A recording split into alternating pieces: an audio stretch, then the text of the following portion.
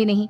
कावेरी जी ने अपनी बेटियों से कहा कि वो प्रेगनेंसी का बहाना बनाकर अपने पतियों को सबक सिखाए। अब सुनिए आगे।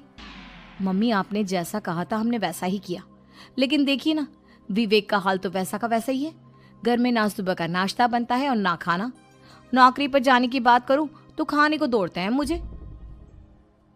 हाँ मम्मी, मैंने भी सुमित को कितनी बार कहा कि अगर नौकरी नहीं करनी तो कोई छोटी सी दुकान ही खोल लो, घर का खर्चा कैसे चलेगा। देखो दोपहर के 12 बजने आए और जनाब अभी तक सो रहे हैं।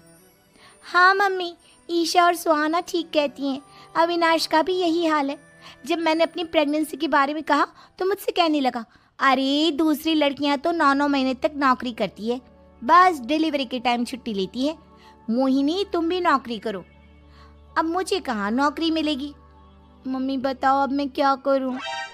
हे भगवान, क्या सोचकर घर जमाई दामाद लाई थी मैं कि मेरी बेटियां मेरे पास रहेंगी और खुश रहेंगी, लेकिन इन आलसी दामादों ने तो हमारी जिंदगी को भी प्रॉब्लम में डाल दिया है। मैं तो कहती हूँ मम्मी, हम लोग वापस अपनी जॉब पर जाना शुरू कर देते हैं। बता देते हैं इन लोगों को कि हमने प्रेगनेंसी का बहाना किया है। नहीं नहीं बेटा, ऐसी गलती भी मत करना। अगर तुमने ऐसा किया तो इन तीनों की आदत और खराब हो जाएगी। अरे आज नहीं तो कल कभी तो तुम प्रेग्नेंट होगी, तब वापस यही प्रॉब्लम आएगी, तब क्या करोगी तुम तीनों।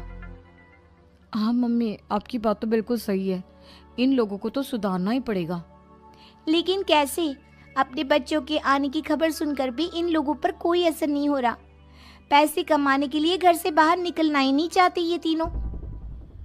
अब मेरे दिमाग में एक प्लान आया है। तुम तीनों चिंता मत करो, उन तीनों को बुलाओ, फिर मैं बात करती हूँ।